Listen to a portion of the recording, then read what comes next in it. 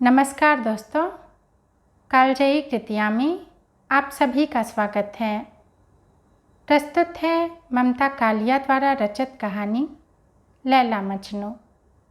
आइए सुनते हैं। पहले ऐसा नहीं था। छोटा सा घर था और थोड़े से रहने वाले, बस 2 कमरा। एक कमरे के सामने बड़ा सा आंगन, जिसका एक कोना रसोई, दूसरा बाथरूम, तीसरा क्यारी और चौथा कूड़ेदान था। उस घर में शोभा को सब कुछ पता था, दिल से लेकर दवात तक की जगह। कमरे में कुल 1 पलंग था और 2 कुर्सियाँ। पलंग सिंगल। डबल बेड को पंकज एक बेहुदा ज़रूरत मानता था। उसका ख्याल था कि डबल बेड पर सिंगल सोने की बजाय सिंगल बेड पर डबल सोना ज़्यादा उपयुक्त है। उस घर में थोड़ा सा काम था, अनिवार्य नहीं, ऐच्छिक। खाना बनाना 15 मिनट की व्यस्तता थी, वह पिकनिक के स्तर पर निपटाई जाती। कुल 1 प्लेट सब्जी बनती और 4 फुलके। 2 शोभा खाती, 2 पंकज।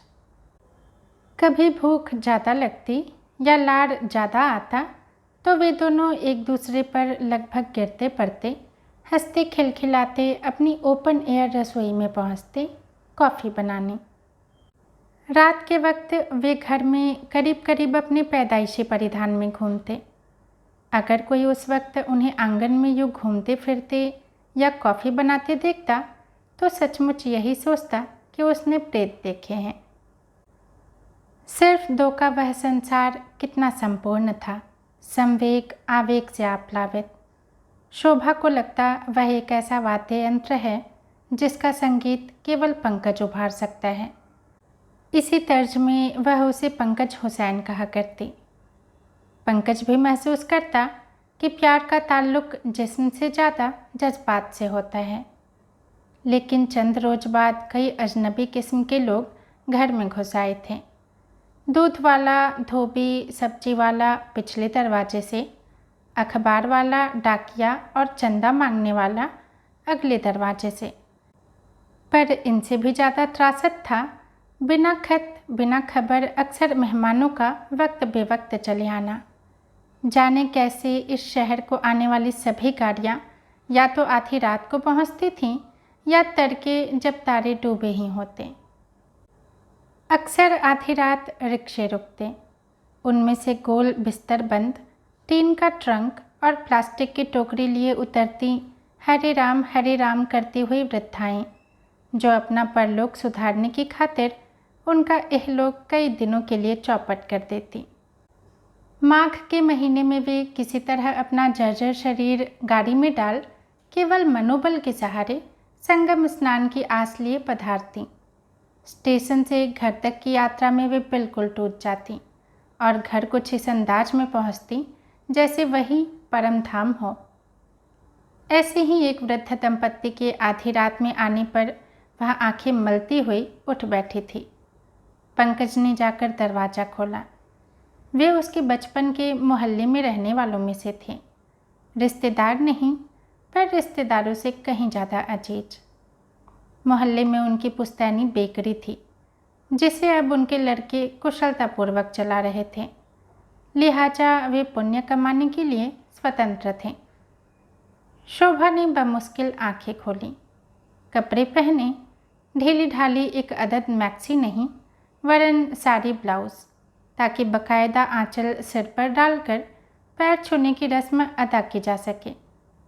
वैसे उसे समझ नहीं आ रहा था कि 3 लोग से न्यारी नगरी मथुरा, जो स्वयं तीर्थ है, छोड़कर वह दंपत्ति यहाँ क्या करने आए हैं। किंतु ऐसे सवाल पूछे नहीं जा सकते थे। फिर वह देर रात तक ठंड में दौड़ती रही थी, आंगन से कमरे और कमरे से आंगन तक। वे लोग टीन के कनस्तर में तरह तरह के बिस्किट लाए थे। उन्होंने चाय के साथ पंकज और शोभा को बिस्कुट खिलाने चाहे। पंकज ने तो एक आध खा लिया, पर शोभा रात के उस वक्त बिल्कुल न खा सकी। ज़्यादा कोशिश करने पर उसे खांसी उठ गई। बिस्कुट वाली वृद्धा उदास हो गई। लगता है शोभा को हमारे आने की खुशी नहीं हुई। शोभा ने प्रतिवाद में सिर हिलाया। उसने कहा कि उसका यह सौभाग्य था कि उनके दर्शन हुए। वह तो यहाँ रहते हुए भी संगम नहीं नहाती, अब उनके साथ यह सुख हासिल होगा। 4 बजे तक आगंतुक कुछ कुछ व्यवस्थित हो गए। तब शोभा ने उनसे अनुरोध किया कि वे सोकर सफ़र की थकान उतार लें। वे हंस पड़े। यह तो हमारे जागने का वक्त है, रास्ता बता दो तो निपट आएं। पंकज बिस्तर में सो गया था, मुंह ढाँप कर, लेकिन शोभा नहीं सो सकी थी। मेहमानों के सामने इस प्रकार सोया भी नहीं जा सकता था। शोभा का मन हुआ आंगन में ओस में जा लेटे। सुख व सम्मोहन के समय के खंड इसी तरह टूटते फूटते रहें। बार बार अतिथियों के आने पर सुविधाएं असुविधाएं बन जाती। कभी 2 से भी अधिक अतिथि आ जाते, कमरे में बिल्कुल जगह न रहती। तब पलंग उठाकर आंगन में डाल दिया जाता और दरी पर बड़ा सा बिस्तर लगा दिया जाता, जिस पर सब ऐसे फंस फंस कर लेट जाते जैसे एक डब्बे में कई जूते या एक प्लेट में कई डोसे। अतिथियों से घबराकर उन्होंने मकान बदला था, लेकिन अतिथियों ने पीछा नहीं छोड़ा। फ़र्क केवल इतना था कि अब वे बाहर से न आकर अंदर से आ गए थे। समस्त विरोध और निरोध के बावजूद भी 1, 2, 3 उनके आते ही सारा वातावरण बदल गया। घर घर न रहा, अजायब घर बन गया।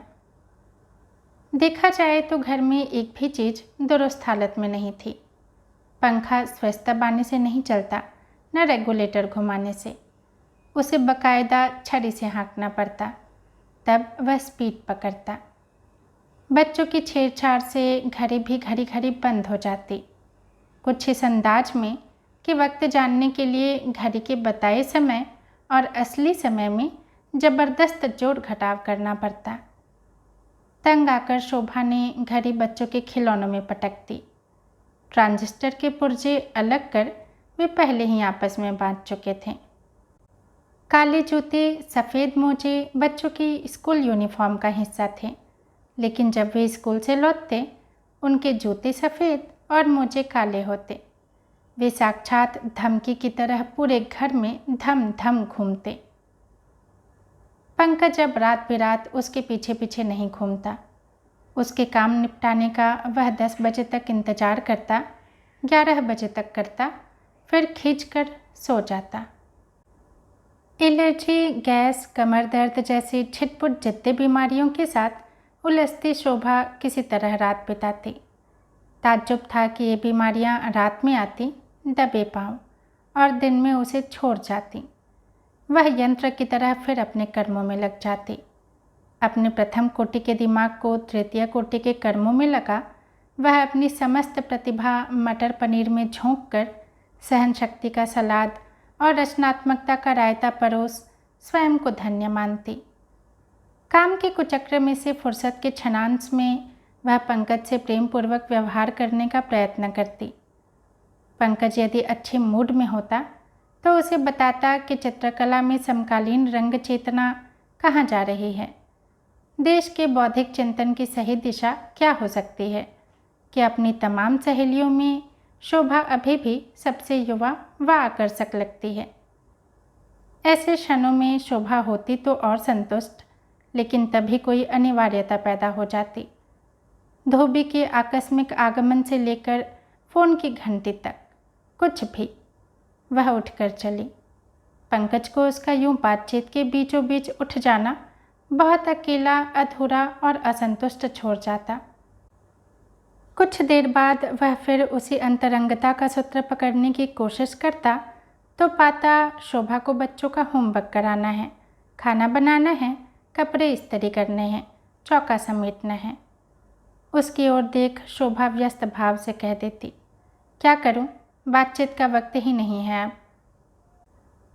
पंकज को लगता वह एक ऐसा कैदी है जिससे मिलने का वक्त पूरा हो गया है और किसी भी सूरत में अब ज़्यादा बातचीत नहीं हो सकती। झुंझलाहट के उस क्षण में न वह उसका मजनू रहता, न वह उसकी लैला। एक दूसरे के प्रति शिकायत से भरे वे संवाद की सरहद से परे अपने अपने सोनेपन के साइबान में सीमित रह जाते। ऐसे मौक़ों पर पंकज को लगता, इससे तो अच्छा है शाम को कोई आए ताकि मीठी लगे चाय। उन्हीं दिनों पंकज ने देर से घर आना शुरू किया। 1-2 दिन शोभा को बड़ी सहूलियत महसूस हुई, काम समय से निपट गया, बच्चों का होमवर्क भी। लेकिन जल्द ही शोभा को अजीब लगने लगा। क्यों शामी बच्चों के साथ बिताने के लिए होती हैं या प्रेशर कुकर के साथ? उसने पंकज से पूछा। पंकज ने एक कटखना जवाब दिया, तुम्हें न मेरा आना अच्छा लगता है न जाना, अब मुझे क्या करना चाहिए? जब तुम नहीं होते तो मुझे क्या करना चाहिए? शोभा ने पूछा। तब तुम्हें खुश रहना चाहिए ताकि मेरे आने पर तुम दुख की रिहर्सल कर सको। हमने साथ साथ हमेशा सुख की रिहर्सलें की हैं, दुख की नहीं। अब तुम उस लायक भी नहीं रही हो। शोभा तिलमिला गई। आजकल जब भी वे अकेले होते, किचकिचाहट भरी बहस में पड़ जाते। शोभा जो कुछ भी कहती, पंकज उसका एक पैंतरेबाज जवाब देता, 2 धारे ब्लेड सा तीखा और तेज, संवाद की सभी संभावनाओं का फाटक बंद करता हुआ। उसका जवाब परस्पर संप्रेक्षण कर तेजाब की एक बूंद सा फैल जाता। उसका जवाब शोभा की समस्त संवेदनशीलता का उपहास करता। पंकज का जवाब सीधे सीधे व्यस्त था, नीला, पीला और हरा। मेरी समझ से मुझे एक अच्छी पत्नी की तरह अब दिवंगत हो जाना चाहिए, शोभा ने कहा। पर पंकज ने कोई प्रतिक्रिया नहीं दिखलाई। वह वॉकआउट कर गया। शोभा का दिल जल गया। घर में आग लगी हो तो इंसान दमकल बुला ले, पर दिल की आग बुझाते ऐसे दमकल कहाँ बनी है? उसे लगा उसका दिमाग चूने का कड़ाह है, उसमें जो भी डालो खौलने लगता है। जलाने, खलबलाने और काटने की ये क्षमताएँ जो पंकज में इस कदर विकसित हैं, पहले तो नहीं थी या शायद थीं, शोभा को दिखलाई नहीं दी थी। जैसे सिगरेट पीने वालों को सिगरेट की डिबिया पर लिखी वैधानिक चेतावनी नज़र नहीं आती, उसी तरह। भारी मन से शोभा बिस्तर पर पड़ गई। उसने कल्पना की कि उसके बिना यह घर कैसा लगेगा। उसे अचरज हुआ कि उसके बगैर घर की एक बड़ी सुंदर शांत तस्वीर जेहन में बन रही थी। समस्त दिनचर्या सुव्यवस्थित ढंग से निपटाई जा रही थी। वह कर्कश आवाज़ उसमें से गायब थी जो वर्तमान में चीखती रहती है, बेबी दूध जल्दी पियो, पंकज रेडियो धीमा करो, अरे मालती तुम अभी तक चिट्ठी डालकर नहीं आई, सईदा यह कपड़े लाने का वक्त है। शोभा को लगा पंकज एक अच्छा पति तो कभी नहीं रहा, पर एक आदर्श विधुर के गुण उसमें कूट कूट कर भरे हैं। 2 दिन भी शेव न करे तो लगता है मानो अभी अपनी बीवी का दाह कर्म करके लौटा है। कुर्ते के बटन हमेशा टूटे ही रहते हैं। चंद उदास कचले बार बार सुनना उसका सबसे प्रिय शक्ल है। उसकी आंख जब खुली, एकाएक समझ न आया कि यह सुबह है या शाम, और जो उसके सामने पेश है वह चाय का प्याला एकाएक कहाँ से आ गया। धीरे धीरे चेतना में भूगोल और इतिहास का क्रम बैठा तो पाया यह उसका अपना घर है, और सामने जो खड़ा है उसका अपना निरा अपना मजनू है, जो सारे दांत दिखाकर हंसता हुआ उसे चाय पकड़ा रहा है। चाय की तलब हो रही थी, तुम्हारे लिए भी बना ली। दूध बहुत ढूंढा, कहीं नज़र नहीं आया। तुम फिक्र न करो, मैंने दूध की जगह थोड़ी मोहब्बत मिला दी है, देखो पीकर। और लैला चाय पी रही थी। दोस्तों, कहानी यहीं समाप्त होती है। यदि पसंद आई हो तो लाइक करें, कमेंट करें और चैनल को सब्सक्राइब भी ज़रूर करें। धन्यवाद।